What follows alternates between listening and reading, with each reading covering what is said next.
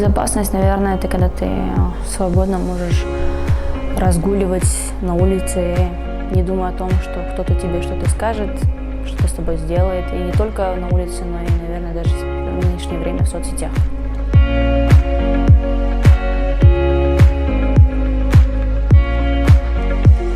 Я думаю, что нет, потому что практика показывает, новости нам показывают частенько, что в Кыргызстане небезопасно для женщин.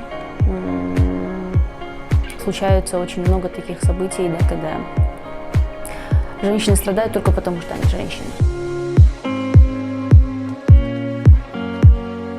Потому что слабое, плохое образование – это ключ к решению многих вопросов, в том числе и равноправия и безопасности женщин.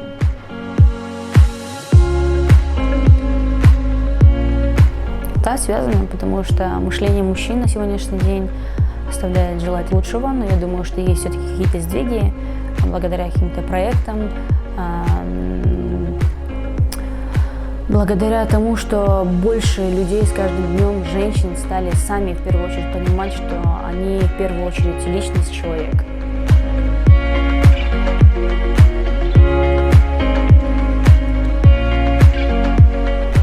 Это образование. Я думаю, что вы, будучи сестрами, будучи чьими-то соседями, я не знаю, на работе, матерями и так далее и тому подобное, мы можем положительно влиять и на девочек, молодое поколение, которое подрастает, на своих детей, да, объяснять, говорить им побольше о том, что мы все люди, личности, и мы равны.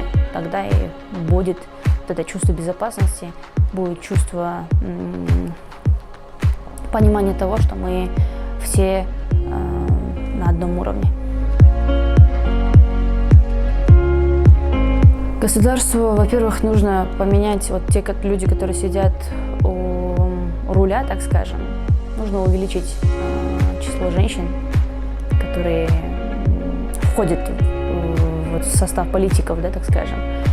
И, наверное, я не знаю мышления, я не знаю, насколько тяжело или легко удается менять свое сознание, когда тебе за 40.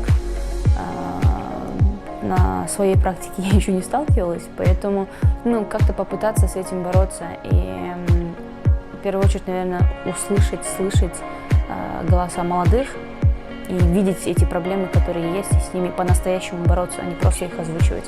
Но опять-таки, я повторюсь, это образование. Мне бы хотелось пожелать, чтобы, несмотря на страхи, которые у вас есть, они есть, я знаю, вы оставались смелыми, оставались верными себе, своим мечтам, своим целям, своим убеждениям, ценностям. Потому что просто нужно знать, что никто и никогда не сможет вас сломать и не имеет права. Нужно просто всегда это держать в голове, в сердце, что вы есть человек, и вы имеете право на все, на все, что вообще может, рассчитывать человек. Мечтать, стремиться, думать, хотеть. То есть не ограничивайте себя. Границ нет, они только у нас в голове.